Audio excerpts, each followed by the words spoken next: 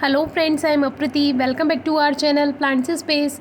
मुझे पता चला कि घर के बाहर वाले गार्डन में एक चिड़िया गिरी हुई है और वो लंबी लंबी सांस ले रही है।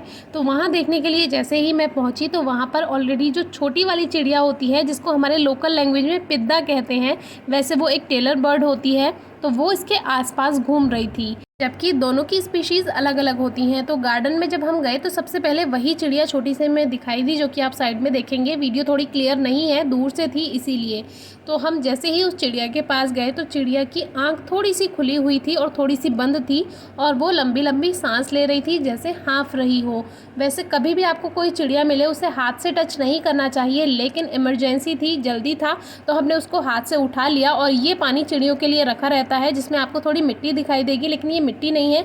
जब चिड़िया नहाती हैं तो वो नहा कर इसमें थोड़ा मिट्टी थोड़ा पानी हो जाता है, लेकिन ये पानी रोज़ साफ़ भरा जाता है इसमें। तो हमने ये पानी, जो कि ऊपर की तरफ से साफ़ है, नीचे मिट्टी बैठ चुकी है, वही उसको पिलाने की कोशिश की, लेकिन उस चिड़िया ने नहीं पिया और वो इस तरह से बार बार मुंह खोल रही थी, लंबी लंबी सांस ले रही थी और हाँफ रही थी। तो फिर मैंने वीडियो नहीं बनाई, क्योंकि उसकी जान बचाना ज़्यादा ज़रूरी था, और उसको मैंने पानी पिलाया। उसने पानी पिया और आंखें भी खोली, और मुझे लगा कि शायद वो ठीक हो जाएगी, लेकिन फिर थोड़ी ही देर में उसने लंबी लंबी सांस ली। और जब पक्षी लंबी लंबी सांस ले लेता है तब आपको समझ जाना चाहिए कि अब ये पक्षी नहीं बचेगा।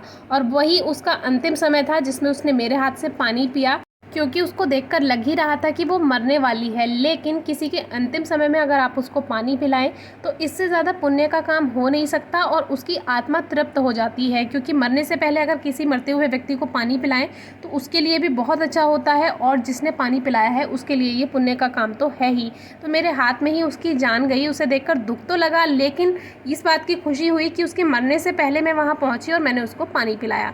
एक बात हम आपसे कहना चाहेंगे, कोई पक्षी है या कोई जीव है, उसको उठाने से पहले आप हैंड ग्लव्स पहनिए, या फिर आपके पास हैंड ग्लव्स नहीं है उस समय तो कोई भी पॉली बैग, जो पॉलीथीन होती है, उसको पहनकर तब आप उस पक्षी को या जीव को उठाइए।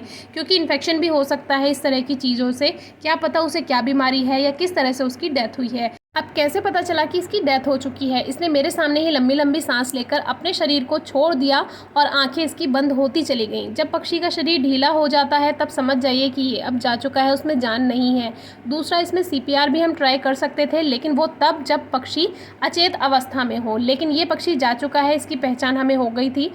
तो अब जहाँ पर ये पत्थर रखा हुआ है, यहीं हमने गिलहरी को विदा किया था। तो ऐसे ही पास में ही इस चिड़िया को रखकर और कुछ फूल चढ़ाकर इसको भी हम विदा कर देते हैं, और ऐसी प्रार्थना करते हैं कि भगवान इसको नया जीवन अच्छा दे, और जहाँ भी ये रहे खुश रहे, स्वस्थ रहे। तो ये जो पक्षी था ये वार्बलर बर्ड था। वार्बलर बर्ड में भी डिफरेंट स्पीशीज़ होती हैं, अलग अलग रंगों में आती हैं। जैसे कि ये गहरे हरे रंग की थी, ऐसे ही पीले रंग की आती है, हल्का ब्लैक शेड भी होता है उसके बारे में। और इसकी वॉइस कैसी होती है, अपनी आवाज़ के बारे में ये बहुत जानी जाती है, पहचानी जाती है।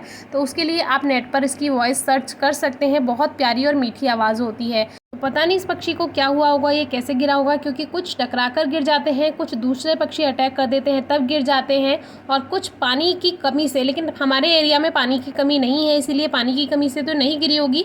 इसके कुछ फैदर यानी पंख जो थे गले की तरफ से हटे हुए थे। तो जहाँ तक है, इसे किसी फैल्कन बर्ड ने, यानी एक तरह का बाज कहलाता है, चिड़ियों का भेड़िया उसको कहते हैं, उसने ही इसको 100% पकड़ा होगा, और ये उसके चंगुल से छूट कर नीचे गिर गई होगी, और इसी वजह से ऐसा हो सकता है। तो चलिए, ये तो आज आपसे यही बात शेयर करनी थी। बाकी हमारे गार्डन में कई चिड़िया आती हैं, हम उनके लिए पानी रखते हैं, और इसीलिए देखिए सामने आप देखेंगे बुलबुल कितने अच्छे से नहा रही हैं। हमारे यहाँ चारों तरफ इस समय बहुत सारी बुलबुल, बहुत सारे पक्षी हैं, और ये मीठी आवाज़ सुनकर दिल एकदम खुश रहता है।